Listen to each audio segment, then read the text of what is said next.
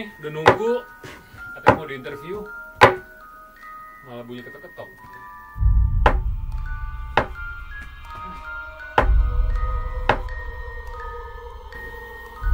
Ada tuh Mas Timo. Langsung naksir saya.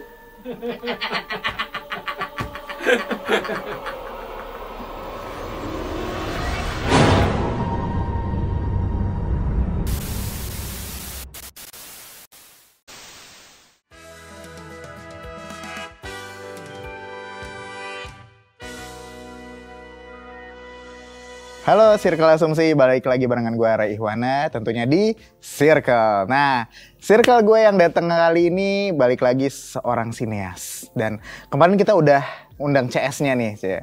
Nah nggak sah kayaknya kalau kita nggak undang juga bestiesnya ini yang selalu nempel jadi satu nama, The Mo Brothers ya kan.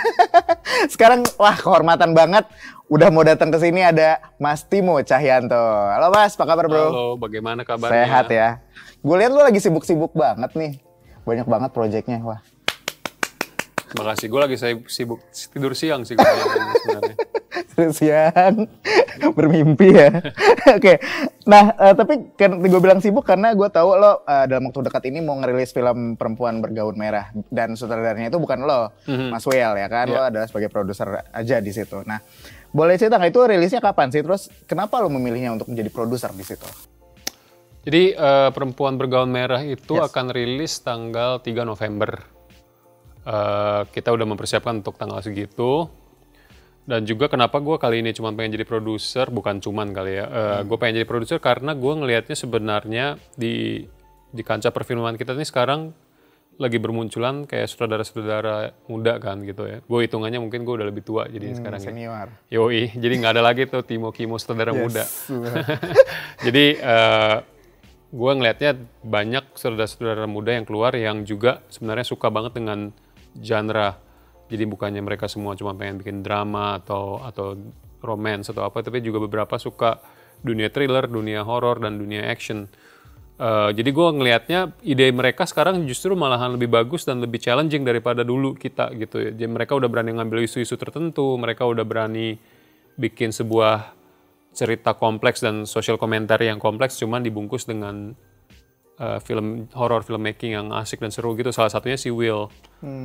Jadi gue sendiri punya PH yang namanya Frontier Films kan, dan gue emang pengen banget, cita-cita gue adalah fokus ke dunia genre itu, dimana kita nggak ngeliat lagi film horror sebagai, gue rasa film horror tuh selalu dijadikan anak tiri ya di dunia perfilman kita, dimana biasanya tendensinya orang bilang film horor doang gitu, padahal gue rasa film horor itu kompleks dan sangat susah untuk dibikin. Dan juga ironisnya malahan salah satu income terbesar di dunia perfilman kan dari film horor ya. Gitu loh. Jadi gue sebenarnya cita-cita gue adalah gue pengen bikin sebuah PH yang semoga bisa ikut mengambil andil di memajukan kayak elevasi dunia genre kita gitu. Dan kita bermulai dengan Perempuan Bergaun Merah ini. Gitu. Dan bisa dibilang dengan lo memberi kesempatan ke Mas Will itu, lo juga ingin menjembatani adanya regenerasi. Benar, itu juga benar. Gitu jadi ya? sekali lagi gue bilang kan kayak saudara-saudara muda sekarang tuh talented dan mereka mempunyai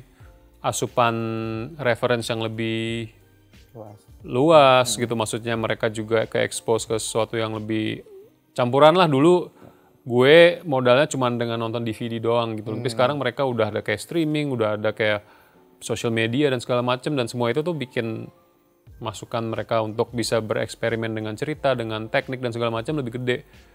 Gue yakin skillnya gue cuman menunggu waktu aja. Anjing, kesannya gue kayak udah tua banget ya, tapi sebenarnya gue cukup yakin gitu bahwa mereka secara reference dan secara skill dan secara storytelling bisa jauh lebih bagus daripada gue. Dan gue pengen, ya kalau gue nggak pengen bersaing dengan itulah, gue pengennya ya udah yuk kita cari jalan bareng nih supaya kita bisa bikin sebuah film yang dimana kita semua bisa happy gitu. Nah ini ada ini nggak cross universe sama film yang udah nempel banget sama lo, Sim, Sebelum Iblis Menjemput? Cross universe mungkin dalam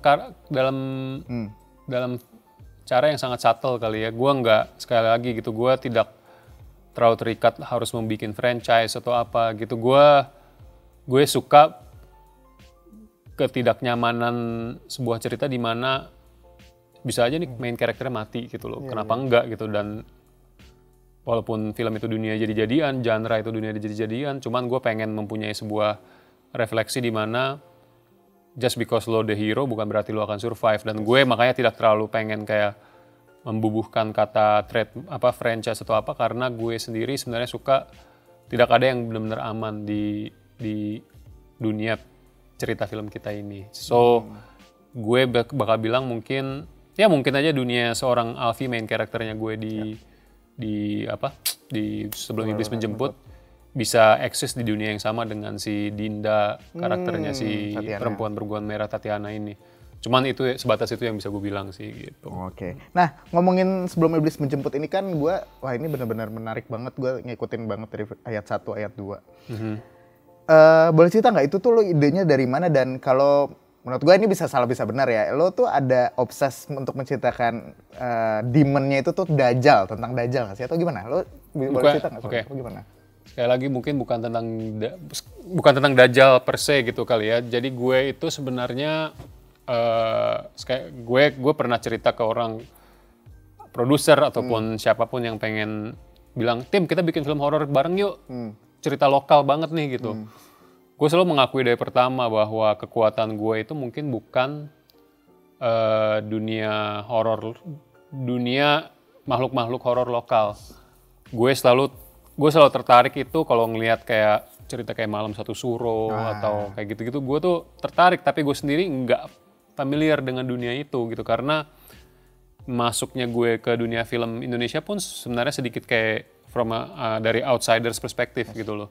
Begitu masuk, cita-cita gue pengen jadi bikin film slasher yang sangat terinspirasi oleh film-film grindhouse atau horrorcore yang zaman tahun 70s, yang Amerika banget. Betul. Gitu.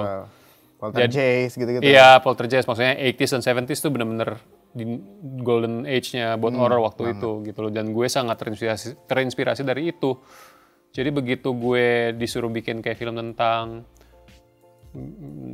pocong atau kuntilanak, mungkin gue selalu punya sedikit ketakutan bahwa jangan-jangan gue akan bikin ini dan gue tiba-tiba secara nggak sadar me-Americanize cerita-cerita kayak gini nih gitu.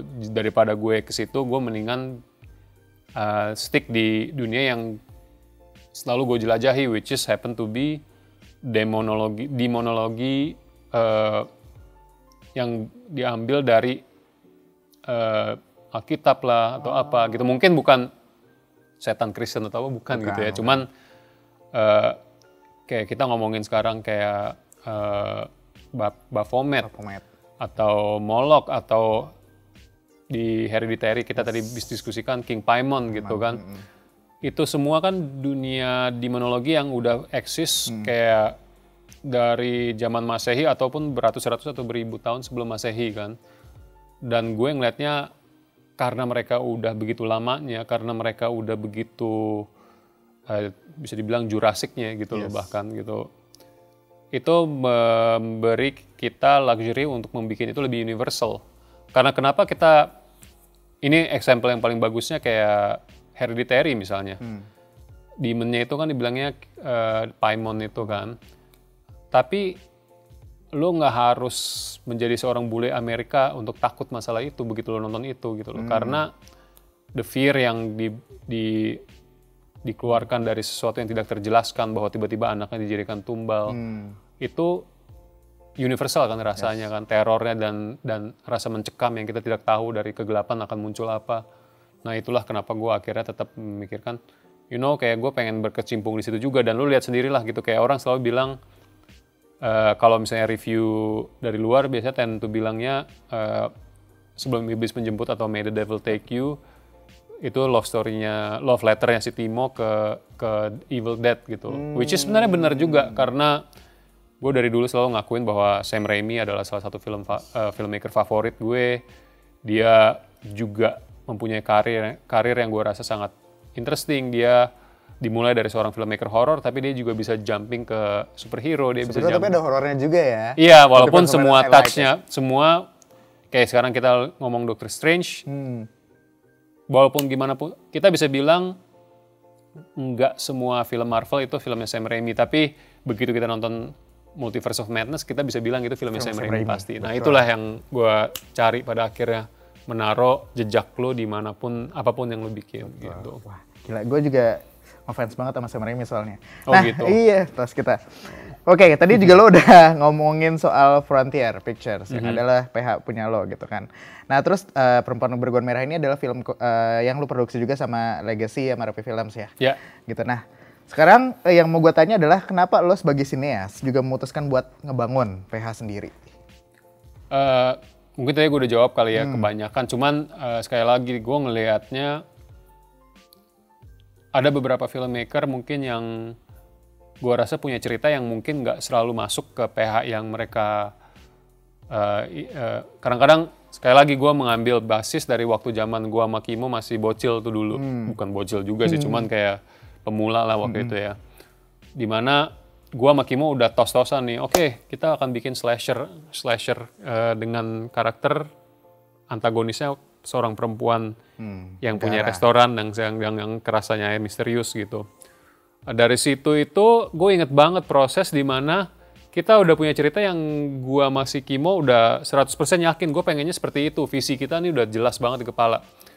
Tapi challenge terbesarnya waktu itu adalah menemui PH yang mau bikin spesifik film seperti ini. Dan waktu itu gue inget banget, gue sama Kimo menemui beberapa PH besar yang pada zaman itu, dan mereka sendiri tidak terlalu klop dengan konsep yang kita mau. Ya seperti sekali lagi alasannya karena misalnya contohnya nih kayak orang Indonesia nggak takut nih sama slasher, mereka takutnya sama supernatural. Bukan berarti Frontier itu pengen bikin slasher terus atau apa ya, cuman gue ngeliatnya ada pasti kayak filmmaker yang sebenarnya talented, punya visi yang jelas, punya kemauan yang gila dan original, tapi sebenarnya nggak bisa nemukan wadah untuk bikin film yang mereka mau. Dan gue makanya kenapa bikin PH ini tuh supaya semoga bisa meneruskan itu. Gitu. Dan ini bakal jadi tempat juga buat rumah IP dari misalkan SIM gitu juga. Iya, itu jadi gue sekali lagi kayak Big Four itu juga salah satu film yang akhirnya kita taruh di Frontier, karena sekali lagi bukan semuanya harus ada touch-nya gue, cuman gue ngerasa semua film yang gue bikin pasti spesifik ada trademark gue juga gitu loh. Kayak misalnya sekarang Big Four gitu, kayak tanpa nge-spoil apa-apa, it's a action comedy ya, cuman tiap kali gue preview ke orang bilangnya ini Timo banget nih, gue nggak ngerti kenapa tapi bilang ini Timo banget nih, humornya Timo banget nih, jokes-jokesnya, humor apa kayak humor alat kelamin mungkin gue banget tuh gitu. Jadi kayak gitu lah, kayak gitu-gitu. Okay. Berarti The Big Four juga lo persiapkan untuk jadi IP baru lo ya, after SIM gitu? Iya, kalau Big Four itu ini sedikit bocoran tanpa nge-spoil ceritanya gitu, cuman Big Four itu, kejadian Big Four itu sebenarnya sangat bermula dari sesuatu yang kecil, di mana gue di challenge untuk bikin sesuatu yang lebih family friendly lah istilahnya gitu. Oleh si platform ini. Oleh si platform atau juga oleh keadaan. Waktu itu mungkin juga gue ngelihatnya, aduh gue lagi merasa galau banget nih, gue pengen bikin sesuatu yang lebih, gue pengen bikin sesuatu yang intinya mungkin malahan anak-anak gue nonton, mereka bisa nonton, walaupun akhirnya nggak kejadian karena toh filmnya tetap ujung-ujungnya ya tetap ada action, tetap orang tetap bergelimpangan kiri kanan segala macam, cuman intinya mungkin pas orang nonton film itu, gue pengen mereka jatuh cinta dengan karakternya, mereka tidak merasakan bahwa oh ini trademarknya Timo banget sih, semuanya kelam dan hopeless dan segala macam gitu. Gue pengen orang nonton kayak, karena gue sendiri jujur gitu, gue selalu cerita sama teman-teman gue gitu, kayak ini jujur Big Four tuh salah satu film favorit gue yang pernah gue bikin, walaupun gue sebenarnya sangat kritis terhadap film-film gue, dan gue juga nyadarin waktu gue nonton Big Four kekurangannya ini masih ada nih, ini itu gitu. Cuman gue mungkin ngelihat dinamika karakter yang gue bikin ini sangat bagus gitu. Jadi bukan gue memuji tulisan gue atau karakter yang gue tulis ya, cuman entah kenapa gue meroll sebuah dice dan dice itu jatuh di angka yang gue mau. Karena sekali lagi gitu, gue selalu memuji kayak kejagoan actingnya seorang Abimana, Putri Marino, Lutecia, Christo, Ari Kriting, Martino Leo,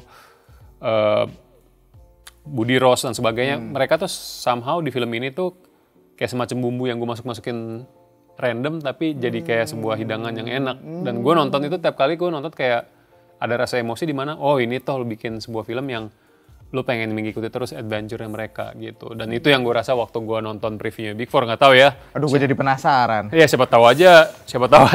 Karena begitu orang assemble nonton. cast-nya tuh unik-unik Iya loh. gitu, Gila, dan lo gue bisa kepikiran ada masukin Christo, masukin Arik Riting, dan dikombain sama Lutesha, Abimana, Arik Riting, Lutesha. dan gue selalu bilang gitu kayak, Ri, gue pengen banget kerja dari lu sebenarnya udah dari dulu, cuman gue belum bisa ketemu karakter yang pas buat lu. Tapi begitu gue akhirnya berhasil kerja sama dia di sini dan gue ngeliat dia pakai kostum yang dia pakai, senjata yang dia pakai, dan gue kayak ini nih Arik Riting yang dari dulu pengen gue kerja bareng gitu. Nah lo kan kalau ngebikin karakter, ngebikin universe cerita tuh keren banget ya gitu. Nah dan menurut gue ya, mudah-mudahan penonton juga kok. Nah ini kalau lo bicara karakter-karakter dan universe ini kan bisa menjadi sebuah IP, intellectual property, yang tadi kita juga belum bilang Frontier itu akan jadi rumah IP karya-karya lo. Yeah. Seorang Timo Cahyanto memandang yang namanya intellectual property atau hak intelektual itu seperti apa sih? Aduh, gue the worst sih sebenarnya jujur kalau ngomong gitu, karena dari dulu gue tidak terlalu mawas dengan itu. Dan bahkan challenge terbesar kenapa kayak sekarang nih kalau lo mau ngomongin konteks Rumah Dara gitu, orang selalu bilang gue Kimo sama Danish tuh sampai udah kenyang tiap kali dibilang orang-orang suportif gitu, dan gue sangat mengappreciate itu kayak Rumah Dara 2 kapan, Rumah Dara 2 kapan. Cuman emang dari dulu weakness-nya gue dan mungkin juga waktu itu Kimo gitu kan, kita sama-sama muda gitu ya. Kita tidak tahu kekuatan sebuah IP itu kayak gimana. Jadi pembuatan Rumah Dara tuh sedikit kayak randomly kayak kita cuma bunch of amatir yang pengen bikin film tanpa memikirkan kelangsungan kedepannya gimana gitu. Jadi Rumah Dara itu salah satu IP punya kita yang paling kompleks ownership-nya, karena yang invest waktu itu banyak, walaupun sebenarnya filmnya low budget ya. Cuman kan sekali lagi gue bilang kan, karena kita tidak menemukan PH yang mau mengerjakan film itu, akhirnya kita independently finance. Dalam arti kata ada dari unsur A, unsur B, unsur C. Masuk semua. Benar, jadi begitu sekarang gue kayak ngomongin Rumah Dara 2, ceritanya udah ada, visinya udah ada, gue udah tahu cerita yang gue pengen ceritain. Kimo sama gue udah janjian, ya udah. Biasa ya, Kimo kan juga lagi sibuk banget ya. Gue bilang, ya udah Kim, kalau nggak lu yang produce, gue yang direct. Dia kadang-kadang bilangnya, oke nggak apa-apa, gue kalau misalnya emang kita mau jalan, nggak apa-apa. Gue jujur kalau mau direct bareng pun nggak apa-apa, karena gue rasa itu baby-nya dia juga gitu. Tapi sekali lagi masalah yang kita masih kita coba luruskan itu adalah kepemilikan IP-nya itu. Dan sekarang apalagi ya di dunia kita yang sekarang, di mana semua itu bisa dikapitalisir, merchandise dan segala macam. Gue sebenarnya sangat tidak jago itu, karena pada akhirnya gue tuh lumayan simple. Gue cuma pengen bikin film, orang-orang ngomongin film itu dan orang-orang sayang sama karakternya, itu doang gitu loh. Kayak gue, achievement terbesar gue dari naik Komsoras gitu, mungkin jujur bukan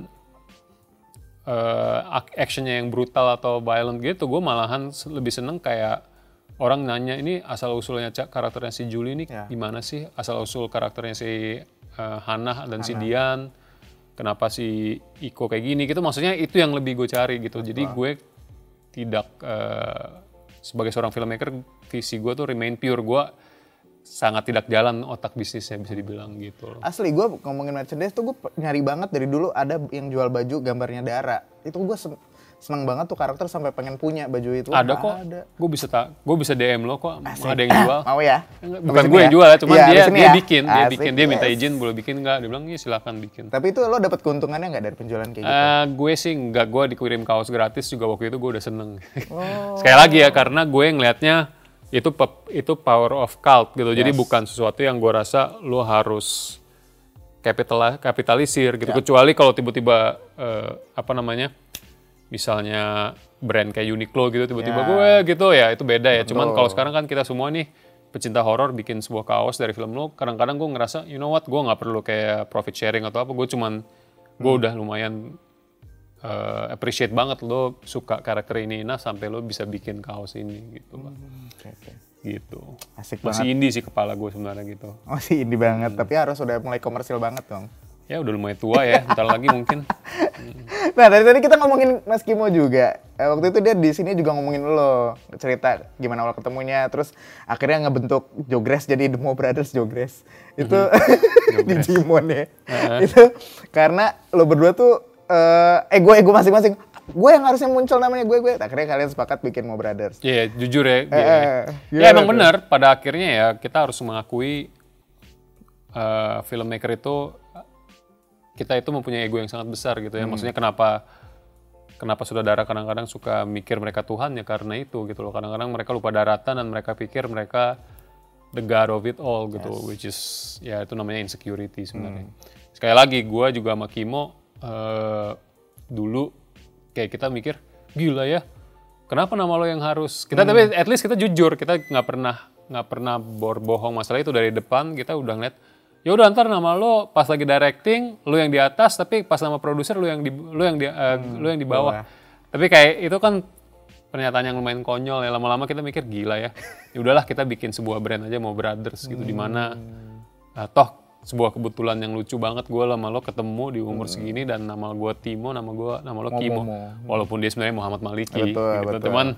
Cuman gue rasa itu sebuah kesimpulan yang fair dan akhirnya walaupun di bawah Mo Brothers mungkin ada 3 film kayaknya ya. Rumah Darah, Killers, dan Headshot. Tapi ya itu kesimpulan yang fair sih gitu. Gue sampai sekarang masih mengenang itu dengan senyum-senyum kok gitu. So berarti ada comeback lagi nggak yang namanya The Mo Brothers? Yes, sekali lagi gue sama Kimo akhir-akhir ini suka ngobrolin itu. Ya sekali lagi ya misalnya Amin Rumah Darah terjadi gitu ya. Itu sama sekali tidak tertutup karena perbincangan itu terus masih ada. Dan gauge-nya gue sama Kimo tiap kali waktu udah berlalu, kayak misalnya kita udah ngobrolin film ini dari kapan, dari tahun kapan nih. Terus kita cuma tinggal cek Instagramnya si Danish, masih sama tuh mukanya. Ya udah, masih ada waktu. Belum beda. Jadi itulah gauge kita, nggak itu bercanda, tapi benar kayak kita kadang-kadang ngeliat gila juga ya si Danish ya. Kita udah jadi bapak-bapak sekarang, tapi si Danish awet terus. Iya makanya nih vampir Bandung dia. Vampir Bandung bener. Vampir Cicahem. Cicahem gitu. Nah selain horor dan gore-gore gitu kan lo juga main eksplorasi film laga ya gitu. Nah pertanyaannya bukan soal filmnya, tapi gimana lo melihat yang namanya profesi stuntman di dalam produksi film lagi itu pasti kan ada stuntman. Yeah. Itu menjanjikan gak untuk di industri film? Gue justru sangat support masalah itu. Kayak gue, pertama udah pasti kita ngomongin stunt dan koreografi itu suatu dunia yang masih sangat di underestimate di perfilman kita. Dan dengan bangunnya kayak, sebenarnya sekarang udah ada beberapa, kalau istilahnya kan kalau produser punya PH, kalau koreografer dan stunt punya bukan federasi apa kayak kelompok stuntnya mereka, kayak ada pejuang stunt, ada Wise team, ada V action team, ada Java stunt. Jadi kayak udah ada cabang-cabangnya, which is actually bagus. Pada saat yang sama kita juga harus sadar bahwa mereka itu harus hidup kebanyakan di dunia iklan. Iklan kan biasanya ada aja yang pakai sling atau apa gitu. Karena kalau lo hitung-hitung sebenarnya berapa banyak sih orang yang bikin film action di sini? Sangat dikit banget kan gitu. Kayak jadi gue ngerasanya gue pengen supaya dunia itu tuh selalu tumbuh terus, karena gue pengen suatu saat siapa tahu gitu kita bisa mimpi di FFI ada koreografi terbaik atau stunt terbaik. Cuma kan kita masih sangat jauh dari itu ya. Jadi sampai sekarang tuh gue cuma bisa bilang supaya dunia stunt kita tuh, makanya gue mungkin salah satu kenapa faktor gue masih terus pengen bikin action bukannya karena dunia stuntnya, cuman karena gue ngerasa sebenarnya kita tuh punya orang-orang yang passionate di situ. Kalau gue ngelihat kayak para stuntman atau para koreografer ini, mereka sangat passionate banget. Oh nanti meledaknya gini apa ya, nanti gue jatuhnya gini. Walaupun secara teknologi dan secara experience kita udah mulai ketinggalan, karena otomatis kan kalau lo jarang ada yang bikin action, mereka juga jadi jarang kepake dan mereka juga jadi lebih lambat berkembang daripada let's say kita ngomong orang Korea atau orang Thailand. Tapi gue sendiri berusaha untuk ya udah deh, di Naikom Suras gue udah melakukan ini. Nanti berikutnya di Big Four apa yang bisa gue lakukan yang sedikit beda nih. Dan nanti misalnya gue bikin berikutnya nih buat Netflix, gue pengennya kita sekarang lebih berani, sedikit lebih berbahaya, tapi lebih bisa berbuat sesuatu yang beda. Karena itu yang juga yang menggerakkan mereka supaya mereka juga lebih semangat gitu. Dan ya gitulah, gue banyak kalau ngomongin stunt tuh gue banyak banget kayak ocehannya masalah kenapa di stunt di sini. Lo kalau nonton film Indonesia tuh salah satu yang paling kocak adalah kalau lo bener-bener pay attention banget gitu ya, mencuri Raden Saleh atau nanti Big Four, lo bisa lihat stunt kita tuh sebenarnya orangnya itu aja. Dari zamannya The Raid sampai sekarang masih di dunia yang sama karena ya sekali lagi SDM kita tuh sangat lambat untuk bergolaknya. Gue ngeliat kayak dunia stunt di Thailand gitu ya, tipe-tipe orangnya beda-beda, aliran fightingnya beda-beda, dan keahliannya mereka beda-beda karena mereka udah jalan industrinya. Kalaupun dunia Thailand itu tidak jalan secara perfilman, mereka akan tetap diimport oleh kayak film India gitu. Banyak loh kayak Bollywood gitu yang pakai jasa stunt-stunt orang Thailand gitu karena mereka udah internationally recognized gitu loh. Tapi di dunia kita masih sangat jauh gitu. Which is nggak apa-apa juga lah, kita perlahan-lahan semuanya kan. Kayak sekarang nggak ada yang pernah tahu kan tiba-tiba film Indonesia sekarang udah masuk angka berapa? 6 juta dan berapa tuh si KKN? 9 juta. Iya, makanya. So, I guess yang bisa gue bilang adalah potensial kita udah mulai seperti gunung yang lagi kadang-kadang udah mau meletus-meletus gitu. Tinggal nunggu ininya aja sih. Dan gue happy banget tahun ini tuh bisa dibilang adalah tahun kejayaannya film-film kita karena bioskop. Benar. Sekarang film Indonesia semua. Makanya itu benar. Gue sangat setuju itu walaupun gue sedikit kerasa FOMO dikit ya karena gue bikin film buat Netflix, which is fine, you know, like gue sangat berterima kasih karena gue bisa bikin film apa yang gue mau sampai sekarang juga karena Netflix banget gitu.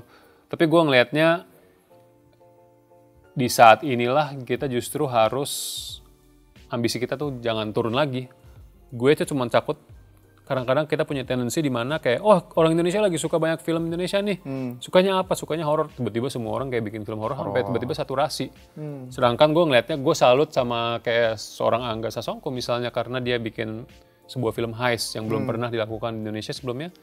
Dan gue waktu itu berharap banget kayak please supaya film ini tuh berhasil karena dengan mencuri Raden Saleh berhasil mungkin nanti akan muncul lagi kayak heist atau thriller yang baru atau ya thriller adventure lah itu ya gitu. Atau misalnya Nokta Merah gitu yang gue suka. Salah satu film favorit gue mungkin salah satu film favorit gue yang gue tonton di bioskop Nokta Merah gitu karena memberi gambaran yang lebih realistis dan mungkin lebih kompleks tentang konflik rumah tangga, dunia rumah tangga gitu-gitu. Jadi begitu gue lihat tapi jumlah penontonnya masih harus ngejar nih gitu. Gue kayak please dong gitu. Karena gue ngerasa variasi itulah yang penting untuk bikin kita tuh bisa terus. Kenapa film Korea kan kenapa jadi maju bukan cuma karena satu genre doang kan. Tiba-tiba government-nya sangat support semua genre-genre ini dan akhirnya mereka sekarang udah bisa berdiri di kakinya mereka sendiri. Gue pengen ini bukan cuma fase buat dunia perfilman kita. Gitu. Dan bahkan mereka menyebut nama PH-nya itu gross happiness ya, yang artinya udah menjadikan film itu adalah sebuah sesuatu yang dijual bisa meningkatkan kebahagiaan rakyatnya. Oh gitu? Iya, baru tahu ya? Fun fact ya? Gua. Waduh. Dari tadi dia pengen ngasih knowledge itu ya. Masuk ke situ ya. Oke, gue itu tuh suka banget sama film pendek lo yang buat ABCDs of Death. Libido. Oke. Itu sakit banget sih lo bikin film itu yang maksudnya menggambarkan libido. Kalau lo lagi bokeh, lagi nggak ada kerjaan pasti lo bikinnya yang kayak gitu. Tapi pertanyaannya tuh lo kalau kepikiran buat adegan-adegan gore, berdarah terus itu sampai benar-benar realistis. Kalau Kimo itu kan suka membuat film itu karena dia demen untuk mengekspor bikin propertinya gitu kan prostetiknya gitu. Kalau lo apa yang dan idenya biasa dari mana? Itu juga salah satu favorit gue juga kayak maksudnya gue dan Kimo itu emang kadang-kadang seperti anak kecil yang masa kecil yang kurang bahagia kali ya. Karena apapun yang kita dulu Kimo cerita dia suka banget bikin short movies gitu kan. Dia suka bikin short movies. Gue pernah nonton film-filmnya dia waktu dia masih SMA dia bikin short movies. Gue dulu nggak suka gitu, tapi gue dulu suka main kayak bikin darah, bikin gore, dulu gue inget banget salah satu hal paling membawa petaka yang pernah gue lakuin adalah gue kan dulu rada-rada pyromaniac juga tuh. Gue dulu suka bikin kayak gimana cara bikin kembang api tapi kayak di launch kayak ketapel gitu.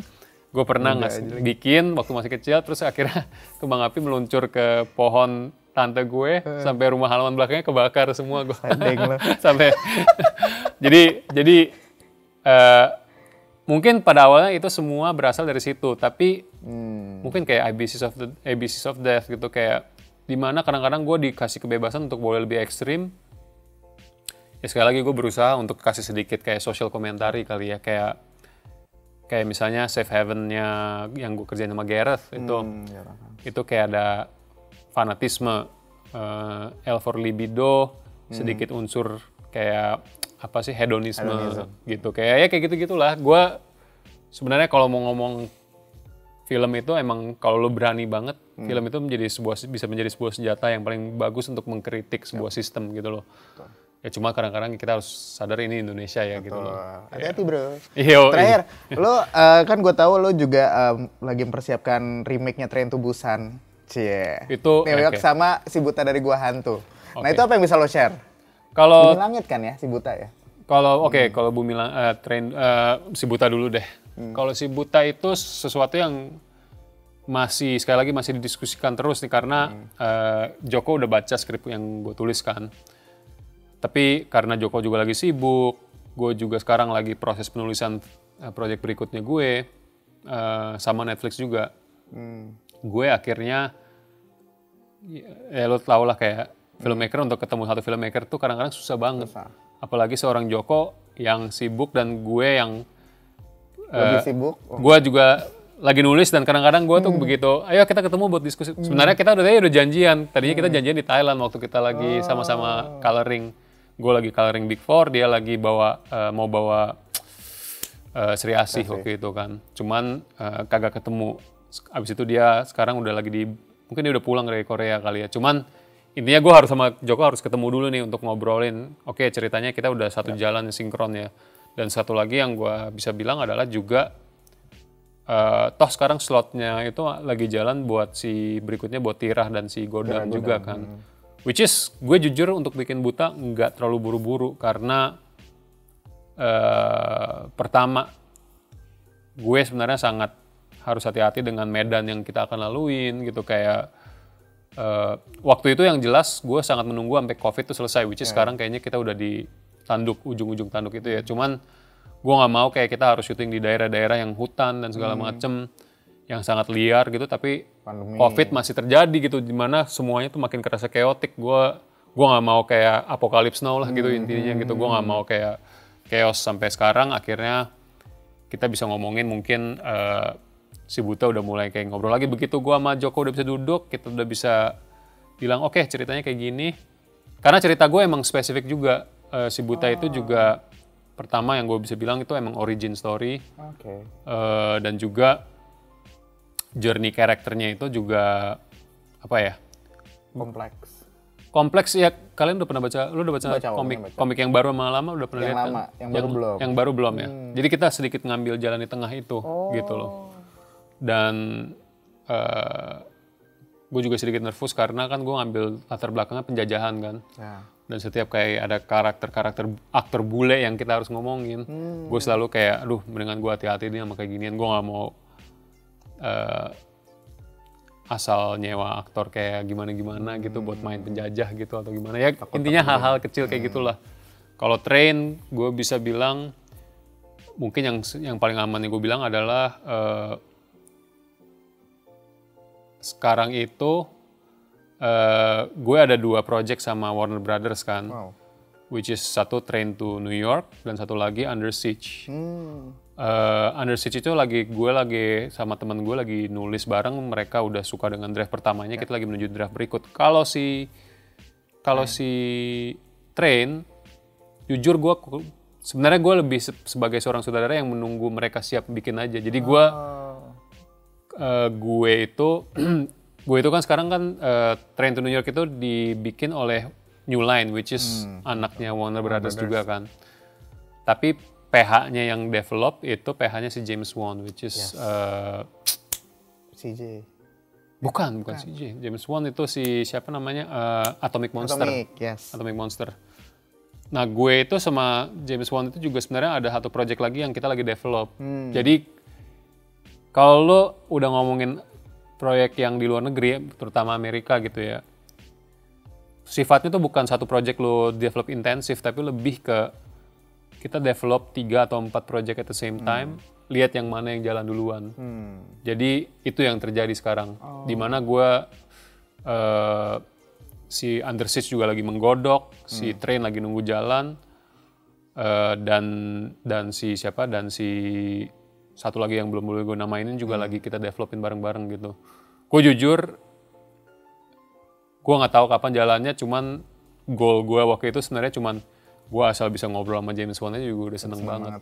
Dan itu udah terjadi. Gue sampai sekarang sih kayak ya udahlah ya, gue juga masih ada proyek di Netflix kan sekarang, WNI gitu, which is gue ada beberapa project sama mereka.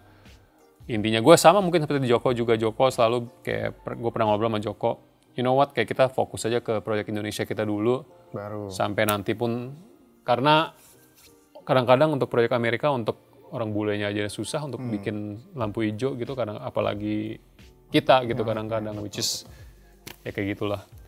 Intinya gue nggak mau terlalu banyak ngomong tentang Train dulu sampai nanti tiba-tiba ada kayak kepastian mereka mau jalan kapan, baru gue bisa gitu. So statusnya nunggu callingan. Statusnya nunggu callingan. Kayak kata temen gue yang penulis di sono gitu, kadang-kadang lo di Hollywood ya emang istilahnya lo sebagai seorang pelacur di Grand Theft Auto yang nunggu di pojokan gitu. Kayak gitu loh. Gitu. Nunggu panggilan Om gitu ya. Oke Mas Timo, thank you banget udah boleh ngobrol, gila. Selalu bikin gue berasa lebih pinter loh kalau ngobrol sama sinias-sinias. Enggak lah. Aduh. Banyak kan asal bunyi kok itu. Aduh. Halo Circle Asumsi, thank you banget udah boleh join lagi ngobrol gue hari ini barengan Mas Timo. Seru ya ngobrol bareng dia, agak lain juga orangnya, oke? Thank you, kita ketemu lagi. Siapa tamu yang akan gue undang di episode berikutnya? Kita ketemu lagi di Circle berikutnya. Goodbye. Bro, thank you. Thank you.